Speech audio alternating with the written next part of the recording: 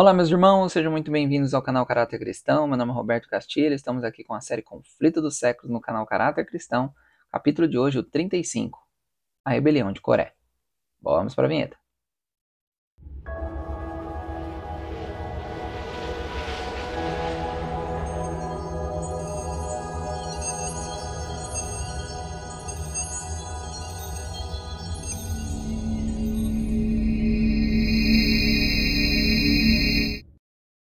Hoje, em Números 16, fala sobre a rebelião de Coré, Datã e Abirão. Também fala sobre o castigo que essas pessoas acabaram recebendo e a intercessão de Moisés ali por mais 2 vezes. Moisés intercede por esse povo, né? E mais de 14 mil pessoas morrem por causa dessa rebelião, hein? Grande, quase 15 mil pessoas morreram. O Números 17 fala sobre o bordão de Arão que floresce, que representa o espírito de profecia, tá bom? Lá em Patriarcas e Profetas já começa dessa forma aqui, ó. Coré, o espírito dirigente deste movimento, era levita, da família de Coate, primo de Moisés. Era um homem de habilidade e de influência. Embora designado para o serviço do tabernáculo, descontentara-se com a sua posição e aspirara à dignidade do sacerdócio. A concessão a Arão e sua casa do ofício sacerdotal, que anteriormente tocava o filho do primogênito de cada família, dera origem a inveja e dissabor, e por algum tempo Coré estivera secretamente a opor-se à autoridade de Moisés e Arão, se bem que não se arriscasse a um ato manifesto de rebelião. Finalmente concebeu o ousado plano de subverter tanto a autoridade civil como religiosa. Não deixou de achar quem o apoiasse. Junto às tendas de Coré e dos coatitas, do lado sul do tabernáculo, achava-se o acampamento do tribo de Ruben, estando as tendas de Datã e Abirã, 2 príncipes desta tribo, próximas da de Coré. Estes príncipes prontamente aderiram aos planos ambiciosos daquele, sendo descendentes do filho mais velho de Jacó, pretendiam que a autoridade civil lhes pertencesse e decidiram-se a dividir com Coré as honras do sacerdócio. Aqui nós temos 2 pontos importantes. Primeiro, que a família acabou indo contra Moisés, né? Coré era primo dele e mesmo assim foi contra ele. Tá? Então, às vezes a gente vai tomar algumas rasteiras da família, vamos ficar triste, porém, se Moisés tomou rasteira, quem somos nós para não tomar, né? Então esse é o primeiro ponto. O segundo ponto é que eles estavam sempre olhando para si.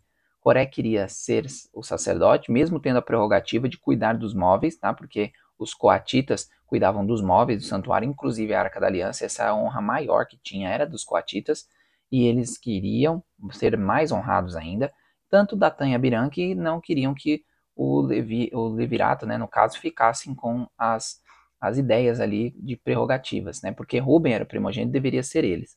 Então, tudo isso ocorrendo sempre por posição própria, né. O povo não queria acreditar que morreriam no deserto, né, então eles foram sempre com o mais fácil. Como sempre o ser humano prefere o caminho mais fácil, né. Se Moisés está falando que a gente vai morrer, então vamos ficar com Coré que vai estar dizendo que não vamos. Eles conseguiram 250 príncipes, com ciúmes, os ciúmes causou inveja e a inveja causou rebelião. E jogaram a culpa ainda em Moisés por todos os erros do povo. Olha que absurdo, meu querido. E isso a gente faz muito também. A gente comete erro atrás de erro e depois culpa Deus. Ó Senhor, por que minha vida está desse jeito? Por que eu estou passando por isso? Escolhas. Moisés ora então e Deus prova o povo. Datã e Abirão se recusam a ir até Moisés. Tá? Então isso aqui é importante, meus queridos. Por quê? Porque Coré, ele foi macho. Pelo menos ele foi homem, sabe? Ele falou, olha, ó, Moisés, é assim, é assim, é assim, é assim. Falou na cara dele. Datã e Abirã falava só pelas costas. Ok? Então Moisés pegou e chamou eles dois. Eles falaram, não, Moisés, não vai não. Se vira aí com Coré. Tá? E isso também foi um desdém, porque Moisés tinha a prerrogativa de Deus. Tá bem? Então quando Moisés chamou, é como se Deus estivesse chamando e era para ir e acabou. Porém, eles não aceitaram. Assim, aqueles que foram como um terno pai, um pastor paciente, foi representado no mais negro caráter de um tirano e usurpador. A exclusão de Canaã como castigo aos seus próprios pecados foi a ele atribuída. Olha que grave, meus queridos. O povo atribuiu a Deus o erro de eles não terem fé para entrar em Canaã. Quantas vezes a gente faz o mesmo? Deus então teve a sua ira, né, e o juízo iria cair sobre o povo, e Moisés foi lá e intercedeu mais uma vez, a terceira vez pelo povo. Então, meus queridos, Moisés fez ali com Deus o seguinte, ele começou a falar com o povo. Pessoal, se Coré, Datã, Abirão, esse povo da rebelião inicial, morrer de uma forma sobrenatural, então vai ficar decidido que eu sou o líder de Deus aqui para vocês. E no mesmo instante a terra se abriu e engoliu casa, engoliu família, engoliu tudo que era de Coré, Datã e Abirão. Coisa assim, olha. E não foi uma, assim, engoliu pessoas, engoliu coisas. Não, só foi a casa deles. É como se a casa dele fosse puxada para dentro da terra, sabe? Coisa assim sobrenatural. E aí ficou conhecido que Deus estava com Moisés. Porém, não acabou aí. Mas os juízos não haviam terminado. O fogo que flamejou da nuvem consumiu os 250 príncipes que tinham oferecido incenso. Esses homens, não sendo os primeiros da rebelião, não foram destruídos como os principais conspiradores. Foi-lhes permitido ver o fim daqueles e ter oportunidade para arrependimento, mas suas simpatias estavam com os rebeldes e partilharam de sua condenação. Olha isso, meus queridos, Deus foi tão misericordioso. Deus deu tempo para Coré, Datã e Abiram, porque Moisés falou, ó, vão para suas casas, pensem bem, amanhã a gente resolve. Eles pensaram e voltaram e continuaram com a rebelião. Morreram. Agora os príncipes viram Coré, Datã, Abiram, tudo morrer. Aí eles olharam e falaram, não, Moisés é culpado. Na vez de se arrepender, esse povo ficou mais duro ainda. Vai entender esse povo. Aí o que eles fizeram? Foram destruídos. Deus, então, sempre disposto a perdoar. Porém, mais uma vez, não acabou não. Você achou que acabou? Não acabou não. Bom, o povo voltou para suas casas e ficou mirambolando a noite toda. Moisés é culpado. Aquele Coré é um coitado, ele era um amor de pessoa, aquele Coré não fazia mal a ninguém, aquele Coré era um santo. E Moisés, é ele que é o culpado. E o povo começou, e o povo começou, e o povo começou a falar. Aí, o que aconteceu no dia seguinte? O povo foi se rebelar contra Deus também. Aí é brincadeira, né? 14.700 pessoas morreram. 14.700 pessoas morreram. Por quê? Porque Deus deu todas as oportunidades para se salvar e eles não quiseram as oportunidades. Dificilmente poderão os homens cometer maior insulto a Deus do que desprezar e rejeitar os instrumentos que deseja usar para a salvação deles. Os israelitas não somente fizeram isso, mas propuseram matar Moisés e Arão. Não compreendiam, entretanto, a necessidade de buscar o perdão de Deus pelo seu enorme pecado. Olha isso, meus queridos. Aquela noite de prova não foi passada de arrependimento e confissão, mas à procura de algum meio para resistir às evidências que lhe mostravam seres os maiores pecadores. Alimentavam o ódio contra os homens que haviam sido por Deus designados e uniram-se a fim de resistirem à autoridade dos mesmos. Satanás estava a postos para perverter o discernimento e levá-los de olhos vendados à destruição. Queridos, depois disso, antes, né, na verdade, de morrer todo mundo, foi colocado ali uns, uns bordões de cada uma das tribos para saber quem era guiado por Deus. E o de Arão prevaleceu, né? Arão ali ficou com esse bordão. Esse bordão foi colocado na arca, representando o espírito de profecia, que é as pessoas que são guiadas por Deus para escrever para ele, para as pessoas, né? Então, tudo isso ocorreu e assim ficou claro que Moisés e Arão eram de Deus. E para nós finalizarmos, vamos pegar um ponto aqui muito chave para nós, para a gente não cometer isso, porque esse pecado é um pecado gravíssimo. Na rebelião de Coré, vence em um cenário menor os resultados do mesmo espírito que determinou a rebelião de Satanás no céu. Foi o orgulho e a ambição que moveram Lúcifer a queixar-se do governo de Deus e procurar subverter a ordem que fora estabelecida no céu.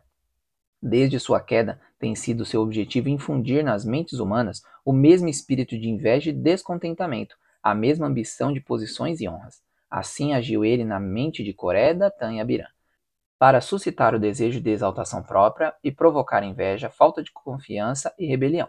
Satanás, fazendo-os rejeitar os homens que Deus designara, fê-los rejeitar a Deus como seu líder. Contudo, ao mesmo tempo em que, com sua murmuração contra Moisés e Arão, blasfemavam de Deus, estavam tão iludidos que se julgavam justos e consideravam como tendo sido dirigidos por Satanás aqueles que fielmente haviam reprovado os seus pecados.